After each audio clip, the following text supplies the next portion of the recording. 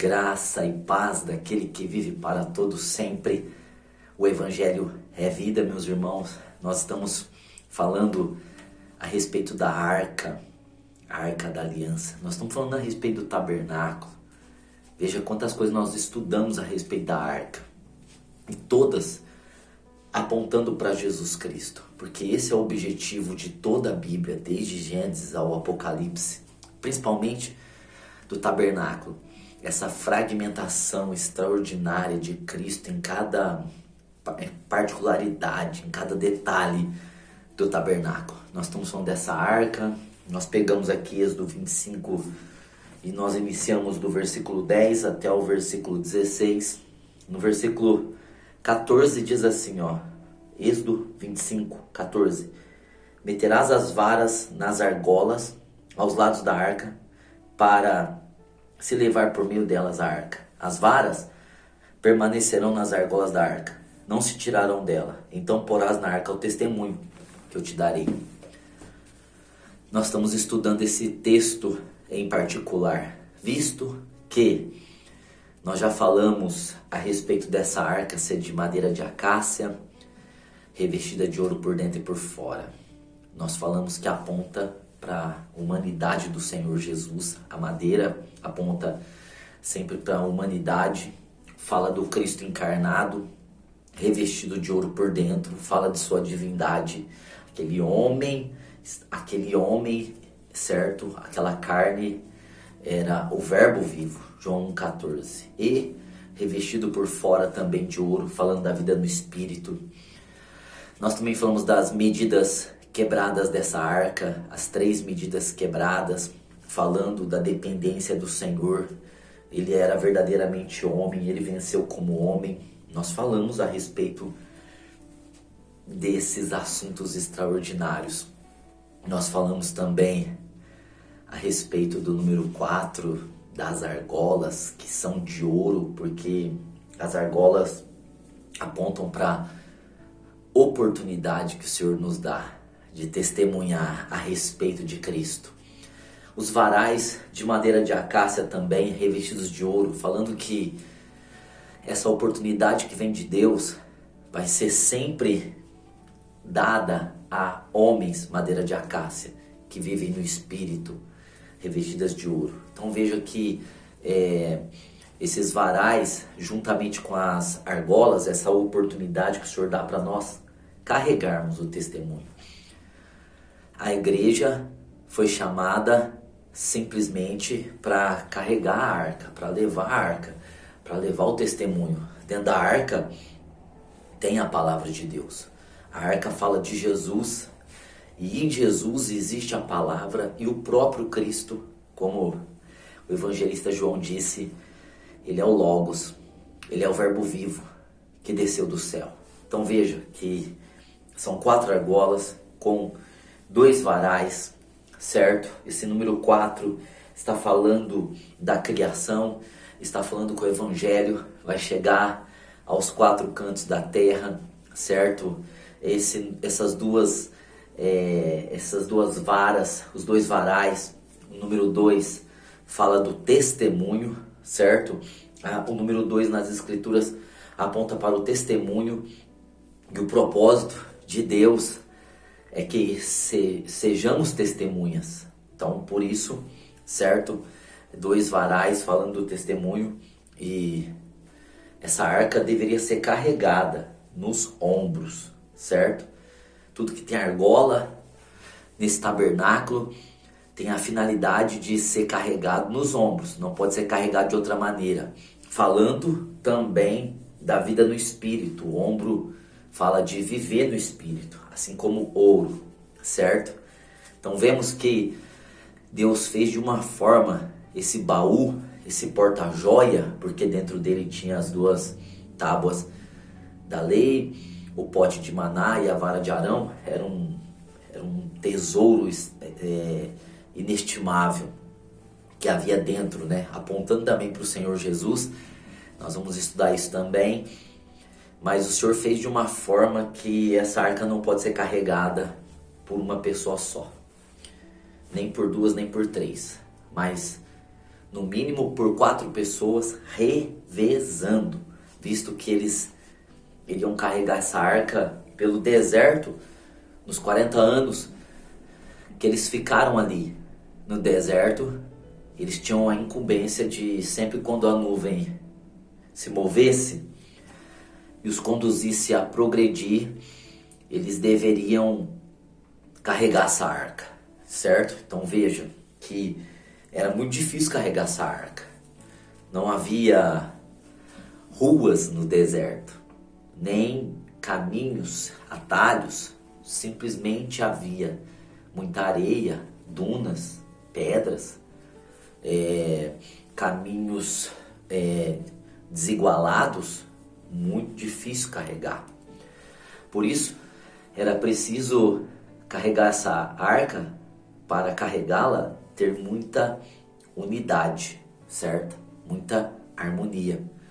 Então é isso que o Senhor está nos ensinando através de carregar a arca, que a arca não se carrega sozinho. Nós também não fazemos obra de Deus sozinhos. Por mais que às vezes a gente seja enganado por nós mesmos, por mais que às vezes nós pensemos que nós temos dons e que nós temos um chamado, e esse chamado é pessoal apenas, lê do engano.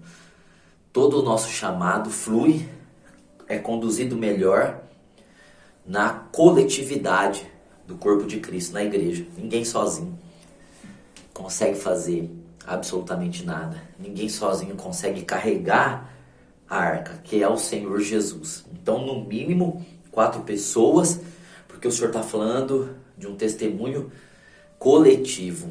A igreja não é uma pessoa. A igreja é o coletivo. E nós cumprimos a nossa tarefa de carregar Jesus por esse mundo, apresentando Cristo, testemunhando, levando a palavra na coletividade do corpo, certo? Como igreja, como várias pessoas reunidas, se tornando um só, o corpo de Cristo. Então, nós precisamos tirar da nossa cabeça qualquer individualismo, em qualquer área da igreja, em qualquer área da nossa vida. Nós sempre precisamos, para cumprir nosso chamado, vocação e propósito, nós carecemos de estar vivendo a vida da igreja. Nós precisamos entender que nós carecemos uns dos outros para cumprir a nossa missão pessoal, particular, e para nós cumprirmos a missão da igreja como corpo de Cristo. Então, no mínimo 4 pessoas. Veja a dificuldade que seria por aquelas areias do deserto carregar essa arca. Seria algo muito difícil, muito complicado, visto que o tabernáculo era montado, a arca era colocada no Santo dos Santos, mas quando a nuvem ela se movia, era sinal de que aqueles filhos de Israel deveriam seguir caminho. Então, toda aquela estrutura do tabernáculo era desmontada e a arca era carregada nos ombros. Então, a caminhada era longa, às vezes caminhava vários dias, né? Parava-se à noite, mas caminhava vários dias. Então, era preciso mais do que 4 pessoas para ter um revezamento, certo? Então, nós vamos ver aqui que é preciso ter unidade. É por isso que o diabo, ele luta tanto com a igreja, para que haja contendas, para que haja divisões, para que nós não entendamos Cristo, para que a nossa comunhão e a nossa unidade seja baseada em laços humanos, em laços de filos, de um amor terreno apenas. E a nossa comunhão e a nossa unidade seja baseada em afetividade, em simpatia, em perfeição humana. E por isso que a igreja vive dividida. Porque não são esses assuntos, não são essas qualificações que nos unem uns aos outros. A única coisa que deve nos unir, e será uma união perpétua, e será uma união permanente, é Cristo. Veja que eles se uniam para carregar a arca, eles não se uniam para qualquer outro fim. Então veja, nós precisamos nos unir, ter unidade, ter comunhão, não porque nós gostamos uns dos outros como homens, não porque nós temos afinidades com um, não temos com outros, não porque fulano, esse clã é perfeito. Não tem nada a ver com perfeição, com afinidade, com amizade. Tem a ver com se unir para o propósito de Deus, que é Cristo e a igreja conduzindo a arca. Cristo, que é a arca, e a igreja que também carrega a arca, levando Jesus. Então é Jesus que deve ser o elo que nos liga uns aos outros. Não deve ser nossa perfeição, porque o dia que nós falharmos, essa amizade acaba. Não pode ser afinidade, porque a afinidade muda. Tem que ser Cristo, porque daí não está pautado, baseado, fundamentado, enraizado em perfeição, mas na perfeição de Cristo. E o propósito da nossa vida pessoal e o propósito da vida coletiva da igreja é levar o testemunho. Seja você um advogado, um pedreiro, um dentista, uma dona de casa, um empresário, um trabalhador assalariado, um autônomo, o que seja você, não importa o que você faz no mundo, não importa se você também é graduado, se você tem faculdade, se você tem PhD, se você é mestre, ou se você tem a 4ª série, ou se você nem estudo tem. Também essas coisas não vão ser significantes para aquilo que nós fomos chamados. Porque todos nós, independentemente do nível cultural, social e econômico que estejamos inseridos, não depende disso. Todos nós fomos chamados por um propósito só: levar o testemunho do Senhor. Então, a nossa unidade deve estar baseada nisso, em Cristo. União é todos estarem ao redor de um propósito. Então isso é uma união. Todos estão ao redor de um propósito. Unidade é o propósito estar dentro de cada um de nós. É mais ou menos o saco de batata, né? Que muitos pregadores dão esse exemplo maravilhoso, né? Do saco de batata, todas as batatas juntas, isso é a união. Mas quando se faz o purê, quando se coloca a batata para cozinhar, depois amassa ela ali com a colher e uma batata se une à outra, aí é unidade. Então é essa unidade, essa harmonia que nós carecemos para testemunhar o Senhor, para cumprir nosso chamado. Então veja, né, que vamos entender que eles precisavam ter uma unidade, eles precisavam olhar para o mesmo foco, certo? Mesmo foco eles precisavam olhar. Eles colocavam a arca no ombro, 2 na frente, 2 atrás, e eles precisavam olhar para frente, eles precisavam olhar para a nuvem, eles precisavam ser conduzidos. Eles não podiam ficar olhando um para um lado, outro para o outro. Eles deveriam olhar todos para frente, para o mesmo lugar, para a nuvem. Era a nuvem de glória que conduzia aquele povo pelo deserto, certo? E a palavra do Senhor diz lá no Novo Testamento, porque nós estamos vendo a sombra aqui, o Novo Testamento vai trazer muita realidade para nós. Em Hebreus, capítulo 12, verso 2 diz: olhando firmemente para Jesus, o autor e consumador da nossa fé. Então esse é o alvo, a nuvem, olhar para Jesus. Nós somos autorizados a olhar para Jesus. Se nós queremos cumprir nosso chamado, nossa vocação, nosso propósito, nós somos carregadores de Cristo, se nós carregamos a arca, se nós somos esses sacerdotes hoje, porque a palavra diz que nós somos sacerdotes, Apocalipse 1:6, nós precisamos ter olhos para Cristo.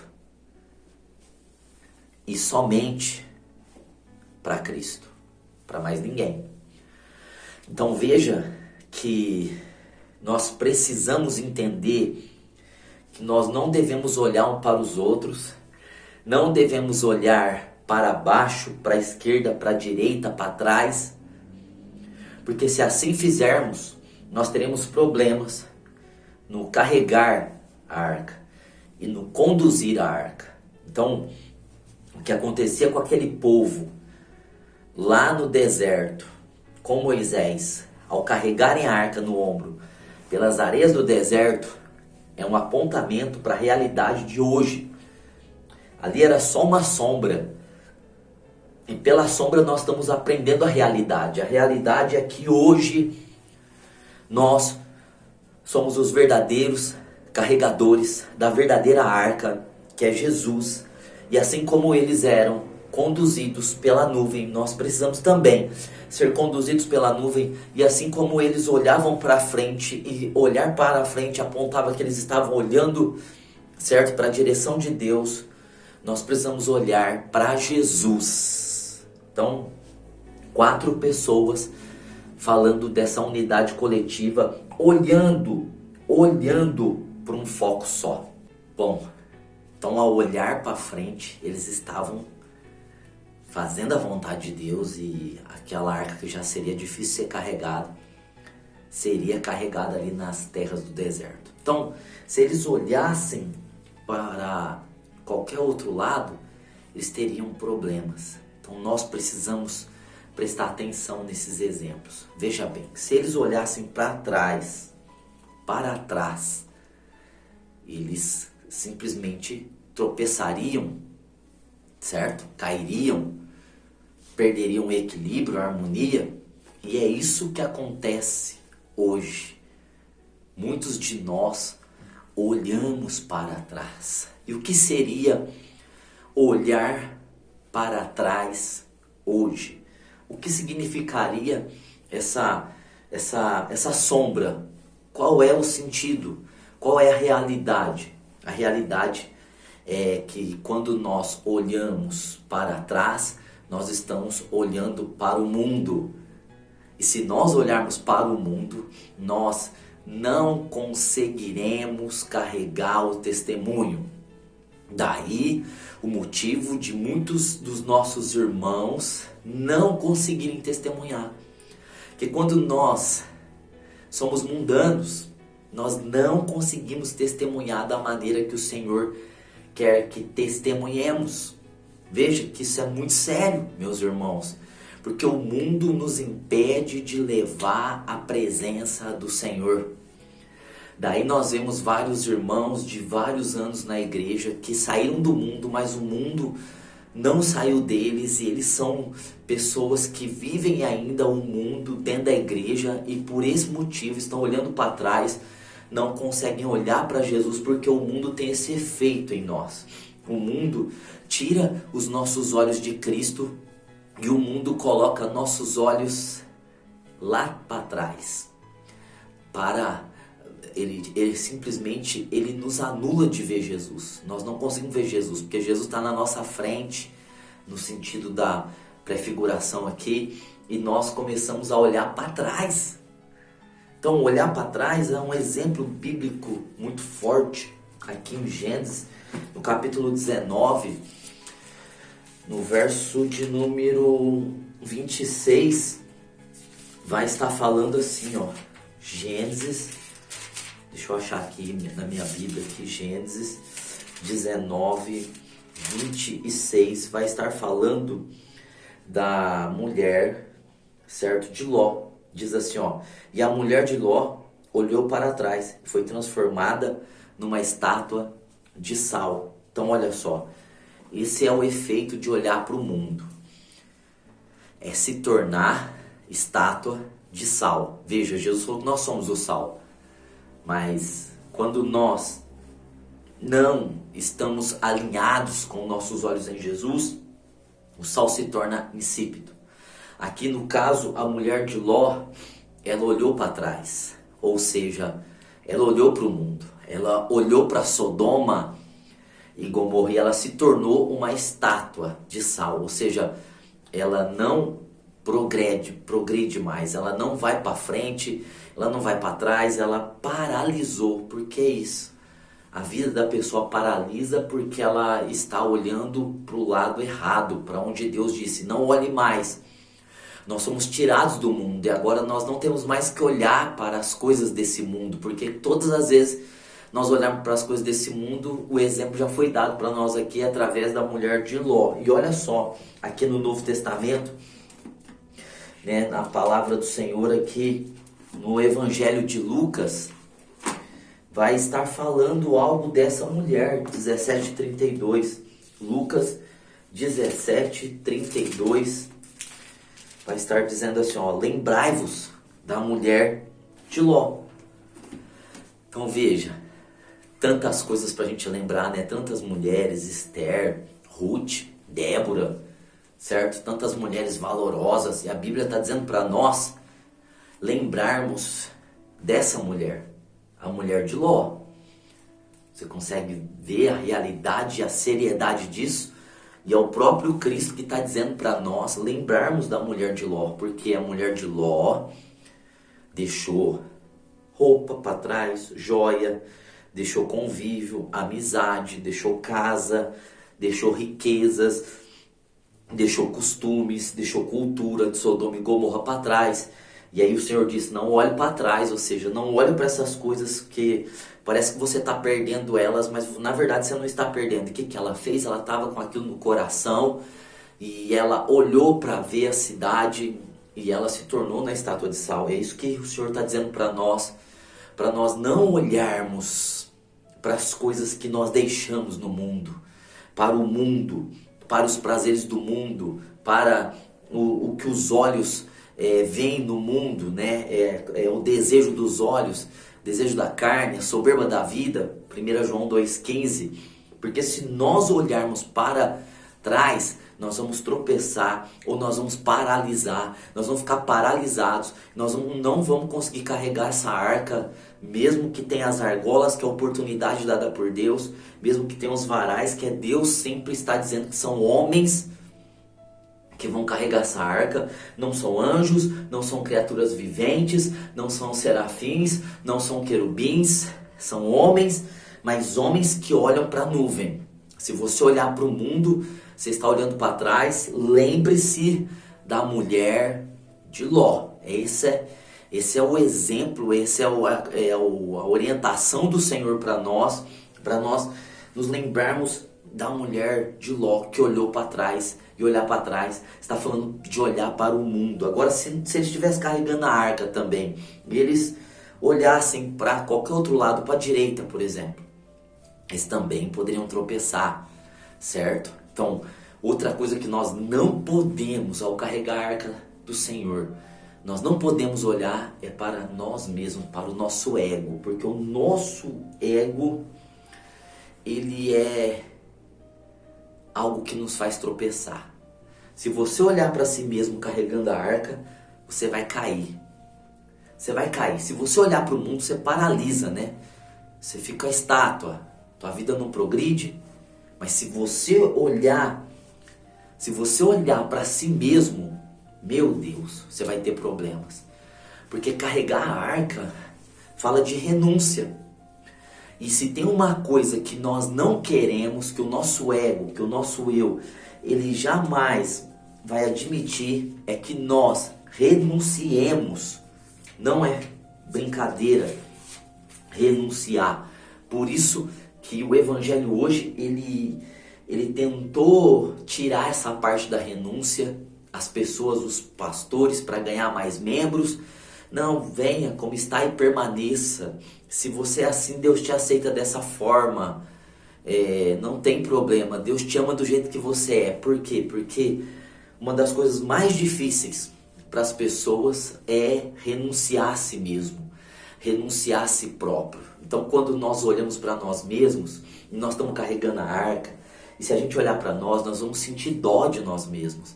Nós vamos dizer assim, poxa, tem um monte de pessoas que não está carregando nada nos ombros. Por que eu tenho que carregar?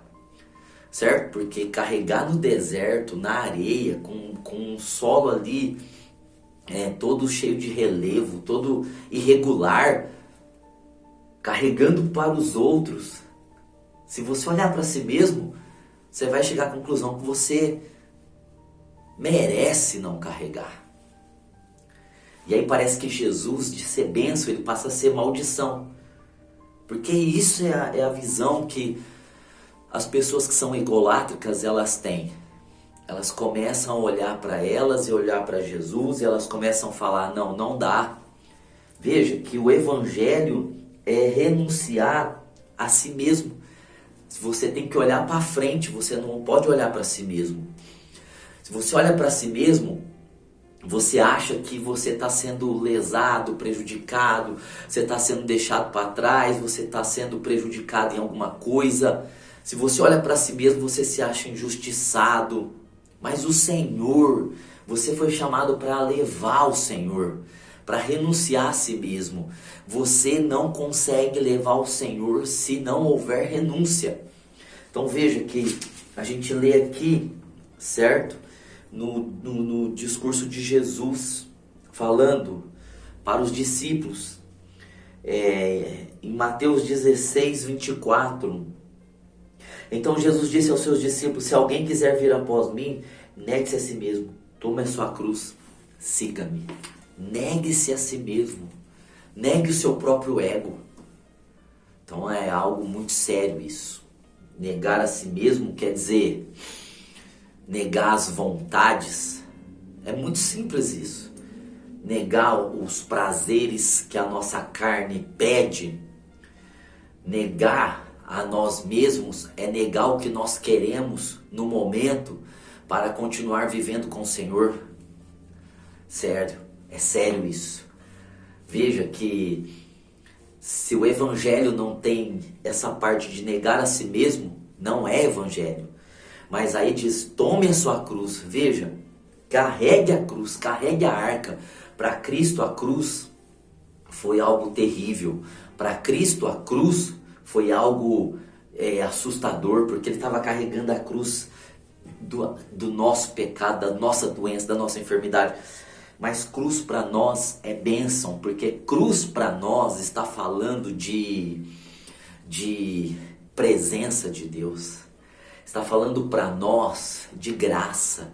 Está falando para nós de salvação, de carregar a cruz, de levar aquilo que nos norteia, aquilo pelo qual nós vivemos para outras pessoas. Então, é a arca, a cruz é a arca. Veja, o propiciatório que faz parte da arca, que a tampa que vai em cima, aponta para quê? Aponta para a obra de Cristo. Veja, Jesus está falando, carregue a cruz aqui, carregue a sua cruz e siga-me. Então, irmãos, o evangelho que não tem cruz, a cruz de Cristo, que é a presença de Cristo com a renúncia, não é evangelho. E se nós olharmos para nós mesmos, nós vamos acabar, infelizmente, caindo, tropeçando em carregar a arca. Porque se nós olhamos para nós mesmos, consequentemente, nós vamos começar a olhar para outras pessoas e nós vamos começar a fazer balanças a nossa vida com a vida da pessoa. Nós vamos começar a fazer comparações. Espera aí, por que que eu estou fazendo isso e tem pessoas que não estão fazendo nada? Aí você vai entrar naquele negócio que você está fazendo para Deus, mas na verdade você não está fazendo mais para Deus. Você está olhando para si mesmo, você não está vendo que os outros estão fazendo a mesma coisa que você. Isso acontece muito na obra de Deus, né? Tem pessoas que estão fazendo muita obra de Deus e aí elas veem as outras sem fazer nada. Elas dizem, eu também não vou fazer porque só eu faço aqui nessa igreja, porque só eu faço aqui nesse grupo, porque só eu estou limpando a igreja, porque só eu estou varrendo a igreja, porque só eu estou fazendo o evangelismo, porque só eu estou indo visitar. Uau, parece que as pessoas não estão fazendo para Deus, elas estão fazendo para que elas se sintam bem. E aí elas passam a não se sentir bem com aquilo. Elas começam a olhar para as outras pessoas e justificar a parada delas na ausência de obra de outras pessoas. Porque o ego sempre vai nos levar a olhar para nós, sentir dó de nós mesmos. Olha, eu estou renunciando muito, certo? E aí o próximo passo é olhar para as outras pessoas. Nós vamos acabar tropeçando olhando para nós mesmos. Então, se a gente olha para o mundo, a gente está olhando para trás. Mas se a gente olha, por exemplo, para o ego, a gente está olhando para nós. Se a gente olha para o mundo, a gente tropeça ou a gente fica parado igual a estátua. Mas se a gente olha para nós mesmos, não olha para frente, não olha para Jesus, a gente fica olhando aquilo que nós deixamos de fazer, ou nossas fraquezas, ou nossas lutas. Daí nós acabamos também caindo, tropeçando, certo? Quando nós olhamos para nós mesmos, nós deixamos de carregar o Senhor. Porque muitas pessoas, elas acham que elas devem estar super, hiper bem para fazer alguma coisa para Cristo. Mas é porque elas estão fazendo para satisfação pessoal delas, não para Jesus. E quando a gente faz para Jesus, a gente faz porque Cristo nos chamou. É bem claro para nós que Cristo nos chamou e por isso nós estamos realizando, nós estamos fazendo, nós estamos agindo ali para o Senhor e principalmente essa palavra, com o Senhor. Então, a gente não pode olhar para nós mesmos. E também nós não devemos, meus amados, olhar com o nosso olhar religioso. Porque a religião vai nos tirar, sabe o quê? A arca. Porque ela vai, uma hora, ela vai substituir, certo? Ela vai substituir na nossa mente, no nosso coração, o que Cristo fez, o que Cristo é e o que Cristo falou. Então em Efésios, no capítulo 2, no verso 8, diz assim que a salvação é dada mediante a fé, pela graça, isso não vem de nós, é dom de Deus. Então veja que é favor de Deus. Nós somos salvos, não porque nós fizemos algo legal para ser salvo. Na verdade, não foi nós que aceitamos a Jesus, mas foi Jesus que nos aceitou. E o que nós fizemos para ser salvo? Nada, foi Ele que fez. Justamente esse é o motivo dele ter vindo. Porque Ele soube, Ele viu que nós, por nós mesmos, não somos capazes de sermos salvos. Certo? Não temos como. Então o Senhor proveu salvação para nós. A salvação, portanto, é por graça, por meio da fé. Agora, religião, a palavra religião significa o seguinte: ligar o homem a Deus através de obras. Então, a religião parte do princípio de que eu preciso ser santo para ser salvo. Que eu preciso fazer isso para ser salvo. E aí eu começo a fazer coisas para me sentir seguro na minha salvação. Isso é religião. Isso é substituir o que Cristo fez por nós. Cristo quem fez. E nós não somos os fazedores, nós somos os recebedores. Nós recebemos a salvação. Nós não fazemos nada para ser salvo. Daí alguém vai dizer assim, né? Beleza, para a salvação é assim. Mas e para a vida cristã, para a obra de Deus, para carregar a cruz, para pregar o evangelho? Como que é? Aí eu tenho que fazer, olha só, lá em Efésios 2:10, seguindo o texto da salvação pela graça, por meio da fé, diz assim, criados em Cristo Jesus para as boas obras, Efésios 2:10, criados em Cristo Jesus para as boas obras. Então nós somos criados em Cristo Jesus, somos salvos, nascemos de novo para boas obras. Aí diz assim o texto, as quais Deus preparou para que nelas andássemos. Então essas obras que nós somos criados para fazer, Deus já preparou essas obras. Ou seja, nós somos criados em Cristo e as obras foram criadas por Cristo para que nós pudéssemos andar nessas obras. Então as obras estão prontas. Você e eu fazemos obras que estão prontas. Agora, se você então colocar assim na cabeça, bom, eu vou pagar um preço para fazer a obra de Deus. Eu vou orar, vou jejuar, vou me consagrar para eu ter poder. Você caiu de novo da graça, você entrou na religião. A religião é essa barganha com Deus para receber salvação, para receber prosperidade, para receber cura e para receber dons, para receber poder para fazer a obra de Deus. Então as pessoas fazem algumas coisas Elas entregam para Deus aquilo em troca de algo, como se fosse um negócio. E com Deus não tem negócio, com Deus é graça. As obras estão prontas, certo? Então a religião vai nos fazer derrubar a arca. Sabe por quê? Porque a religião, ela nos pede essas coisas, a gente nunca tem segurança e certeza se nós fizemos o suficiente. Por isso que quem é religioso não tem certeza se é salvo, porque ele fica pensando assim: será que eu deixei de fazer alguma coisa? Será que eu deixei de pedir perdão por algum pecado? Será que eu tenho uma desobediência oculta? Será que eu não estou fazendo alguma coisa que Deus pediu para que eu fizesse? Então a pessoa não tem segurança de ser salva porque ela está baseada na religião, e a religião sempre vai nos deixar inseguro. E a religião vai além. A religião nos põe o medo de ir para o inferno, o medo de estar desagradando a Deus. É medo, não é amor, não é desejo, não é vontade de fazer a vontade de Deus, mas é medo de não fazer, e a consequência de vir o diabo e destruir nossa vida, de vir o inferno e nós formos condenados no inferno. Então a religião, ela trabalha com medo. Se você não fizer, você vai ser penalizado. Aí muitas vezes eu tenho ouvido pessoas dizer: eu só não peco porque eu sei a consequência. Ou seja, a pessoa não é santa porque ela nasceu de novo, porque ela teve um encontro com Cristo e Cristo amou ela e ela amou a Cristo. Ela só não quer fazer porque ela tem medo de ir para o inferno, ou porque ela tem medo da consequência. Então a religião, ela vai pôr essa insegurança, o medo. Será que Deus vai operar? Será que eu fiz tudo que Deus pediu para que eu fizesse? É esse vazio que sempre as nossas obras estão tentando preencher, porque nós estamos tentando substituir a pessoa de Jesus, que é a arca, e a obra de Jesus, que é o propiciatório. Então nós acabamos tirando a arca dos ombros, porque nós paramos de viver no Espírito. E carregar a arca nos ombros é viver no Espírito, e nós passamos a viver pela nossa alma e pela nossa carne, porque a carne é religiosa, a alma é religiosa.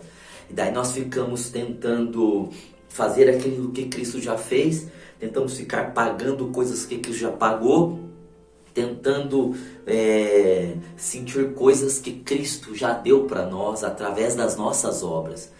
Então veja que nós vamos acabar tirando a arca do ombro, nós vamos acabar derrubando a arca, porque a religião trabalha com essa insegurança, com esse medo e com condenação. Porque sempre os religiosos vão se sentir condenados. Então eles não vão conseguir carregar o testemunho. Eles não vão conseguir pregar a palavra. Eles não vão conseguir cumprir o chamado, a vocação e o propósito, porque eles sempre vão estar presos. Sempre estarão presos em insegurança, em medo, em condenação. Poxa, eu não posso fazer a obra de Deus hoje porque eu não orei o tanto que eu deveria orar. Condenação, insegurança e medo. Poxa, eu não posso pregar para essa pessoa hoje porque eu não estou apto. Insegurança, medo e condenação. Certo? Eu não posso orar por essa pessoa aqui agora porque eu não sou digno de orar por ela. Mas nós nunca seremos dignos, não é verdade? É Cristo que nos fez dignos.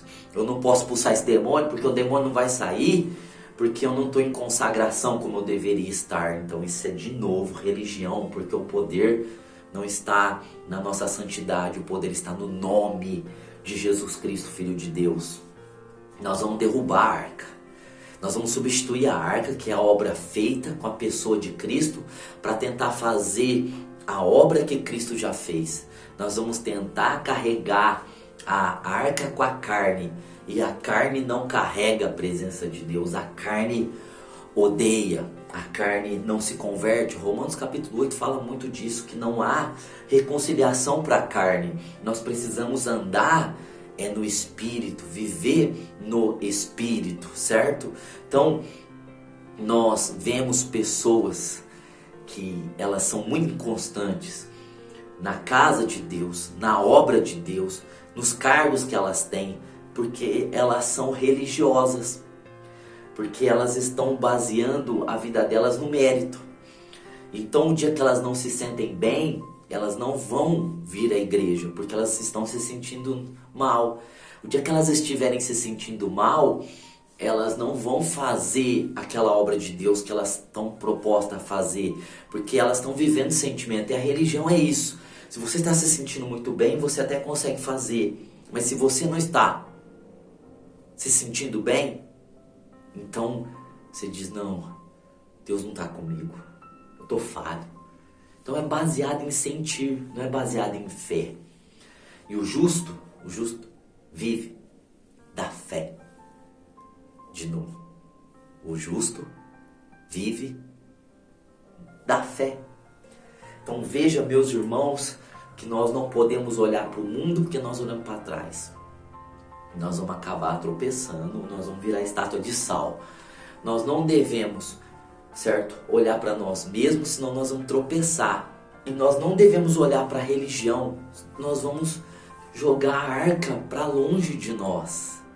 Veja que nós não devemos então ser mundanos, senão nós não conseguimos testemunhar. Nós não devemos ser egolátricos, porque nós também não vamos testemunhar. E nós não podemos ser religiosos, porque senão nosso testemunho é falho também. Nós não conseguimos levar Jesus, pregar, ganhar almas, fazer a vontade de Deus. E esse não é o motivo da igreja estar do jeito que está. A igreja ou está presa em mundanismo, tudo pode, ou a igreja está presa no ego, só para si.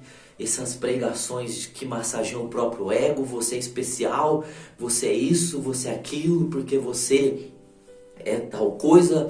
O evangelho é baseado no homem no centro, ou as pessoas estão religiosas, elas estão tentando pagar por coisas que Cristo já pagou e já fez, estão tentando viver de uma forma que Cristo está vivendo em nós daquela forma.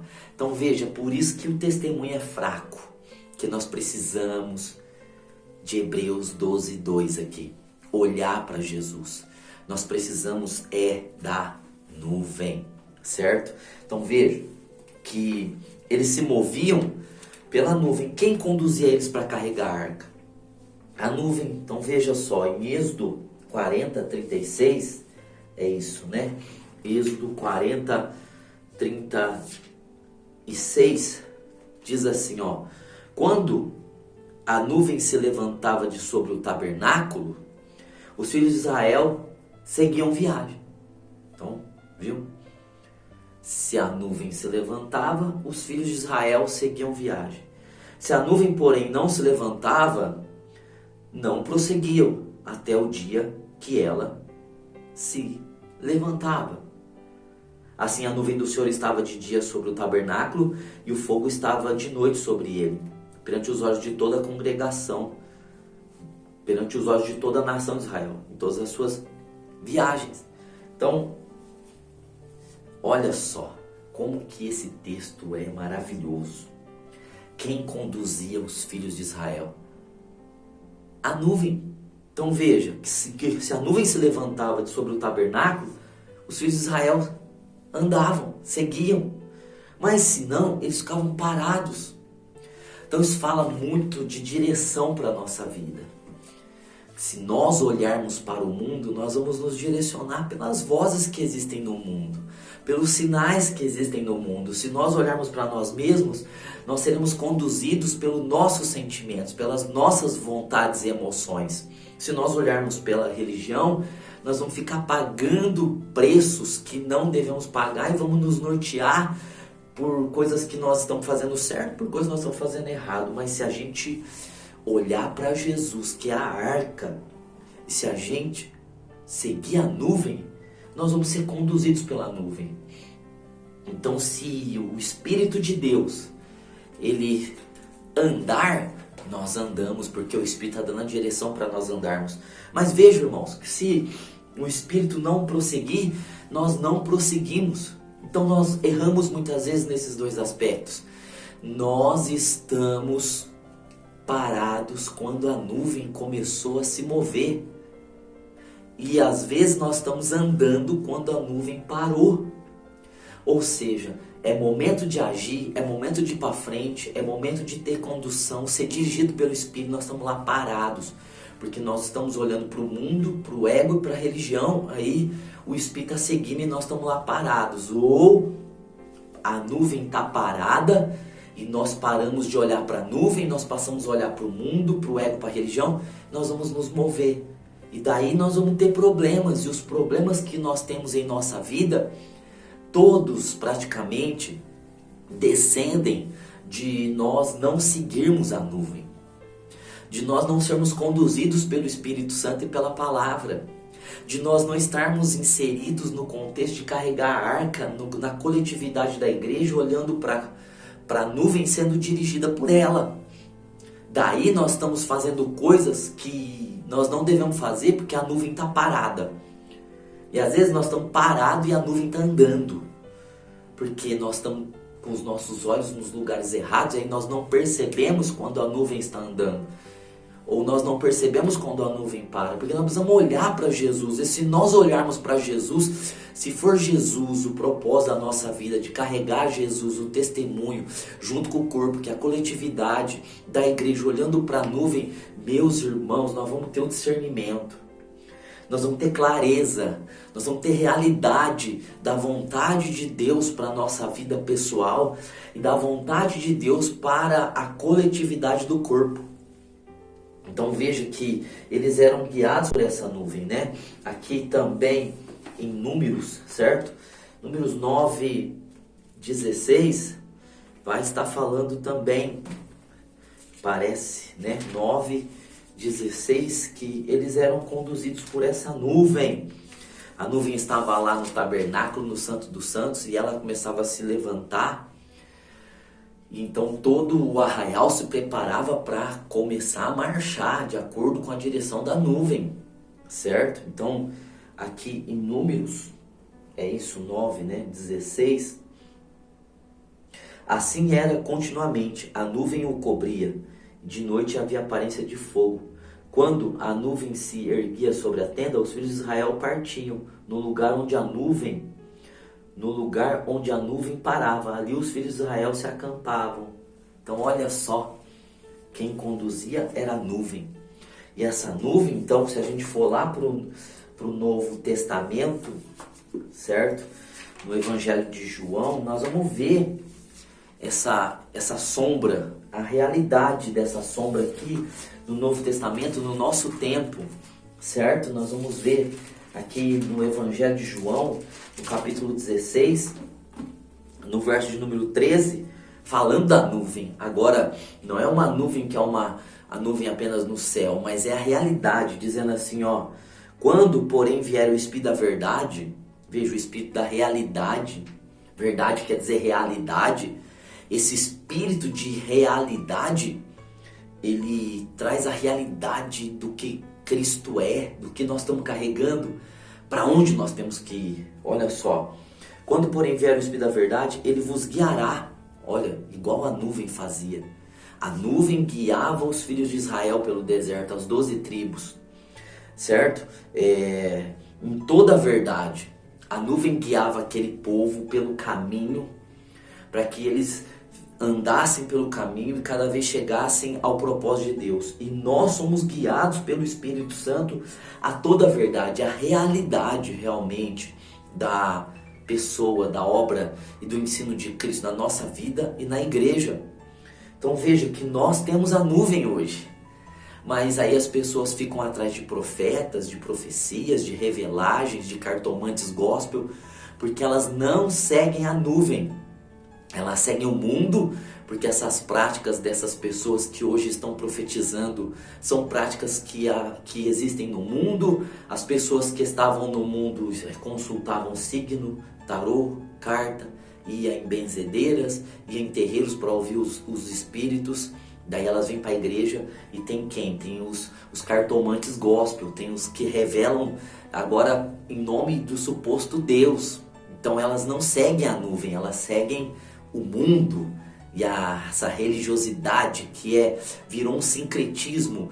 As religiões de matriz africana, os costumes dessas religiões entrou dentro do cristianismo nessas igrejas, e essas espíritos de adivinhação estão falando na boca desses supostos profetas, e a nuvem está ali, ou movendo ou parado, e as pessoas estão ouvindo vozes de demônios, vozes de homens mal intencionados, homens com gana, com ganância por dinheiro. Mas nós, irmão, a verdadeira igreja, a igreja de Jesus Cristo, a igreja que tem o Espírito de Deus, a igreja que nasceu de novo, essa igreja, ela tem o Espírito que leva à realidade. Então ela é conduzida pelo Espírito da realidade. Aí diz aqui, ó, não falará de si mesmo, o Espírito Santo não fala de si próprio, mas dirá tudo o que tiver ouvido, vos anunciará o que há de vir.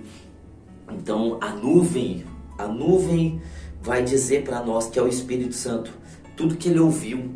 Então nós vamos ser dirigidos por aquilo que o Espírito Santo ouviu de Jesus, certo? E vos anunciará o que há de vir. Então ele vai nos dizer o que nós devemos fazer, o que há de vir, como virá. Nós não seremos enganados.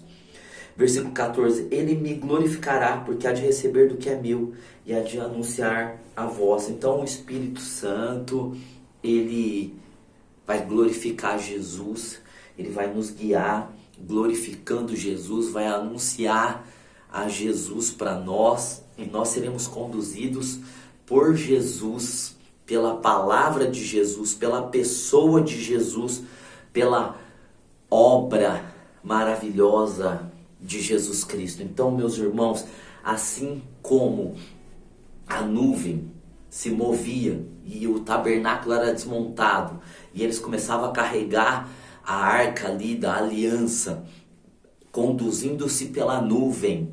Então, se a nuvem andasse, caminhasse, se locomovesse das 7 da manhã às 3 da tarde, eles andavam das 7 da manhã às 3 da tarde. Se a nuvem parava, eles paravam e se acampavam. E se a nuvem parasse, para que eles pudessem montar de novo o tabernáculo, então eles montavam o tabernáculo. Então eles eram conduzidos, eles não faziam o que eles queriam. Eles não carregavam a arca para onde eles queriam. Eles não se acampavam onde eles queriam. Eles não tinham vontade própria, porque a nuvem que conduzia eles. Veja que isso fala muito conosco, a verdadeira igreja. A verdadeira igreja busca ter a vontade de Jesus, do Espírito de Jesus, da palavra de Cristo. O Espírito Santo vai trazer essa palavra do Senhor Jesus para nós. E nós seremos conduzidos, nós seremos orientados, nós seremos dirigidos pelo Espírito Santo, que é o Espírito de Deus que vai nos levar a caminhar. Então a nossa vida é muito simples, nós precisamos ser guiados pelo Espírito Santo. Nós precisamos ser guiados pela nuvem. Se o Espírito falar para nós, é hora de agir, é hora de se mover, é hora de fazer, é hora de ir, é hora de conquistar, então nós vamos. Mas se o Espírito de Deus parar, nós paramos. Porque parar é bênção também. Tem várias pessoas que estão numa atividade, num ativismo religioso. Estão fazendo um monte de coisas para receber um monte de coisas. Ou estão tentando várias coisas físicas, humanas, financeiras, conquistas. E é tudo obras infrutíferas, banais, insignificantes, vãs.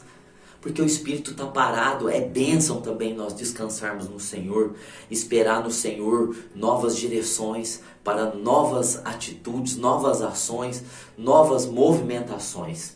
Irmãos, que a gente possa aprender a levar essa arca com essas direções que o Senhor está nos dando. Olha como que é.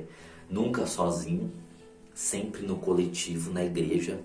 Nós não podemos nos afastar da igreja achando que nós podemos fazer a obra de Deus sem a vida da igreja. Isso é um ledo engano, certo? É igual pegar um graveto, tirar da fogueira, esperar que ele continue queimando. Ele não continuará, ele precisa estar na fogueira para continuar queimando. Nós precisamos ter essa realidade desse testemunho coletivo. E é o poder do coletivo que vai nos fazer viver o nosso chamamento, vocação e propósito individual. Nós precisamos olhar para Jesus, olhar para a nuvem, ser conduzidos pela nuvem. Se a nuvem for, nós também vamos. Se a nuvem parar, nós também paramos, certo? Nós precisamos estar com esses olhos atentos, não olhar para trás quando nós estamos carregando testemunho, quando nós estamos levando Jesus, quando nós estamos vivendo Cristo. Nós temos que ter clareza disso, não olhar para o mundo, não olhar para si mesmo, porque aí o ego também vai nos destruir, e não olhar para a religiosidade de tanta gente, de tantas igrejas, de tantos modismos que cada dia aparece. Nós precisamos olhar só para Jesus. É Jesus que nos salvará nesse tempo tão difícil que nós vamos vivendo, que nós vamos viver de tanta batalha mental, ideológica, teológica, filosófica. Nós precisamos estar bem esclarecidos da pessoa de Cristo, que é a arca, da obra de Cristo, que é o propiciatório, e da palavra de Cristo, que é a palavra do Senhor para a nossa vida. Que você possa ter clareza do Espírito de Deus na tua vida. O Evangelho é vida, meus irmãos.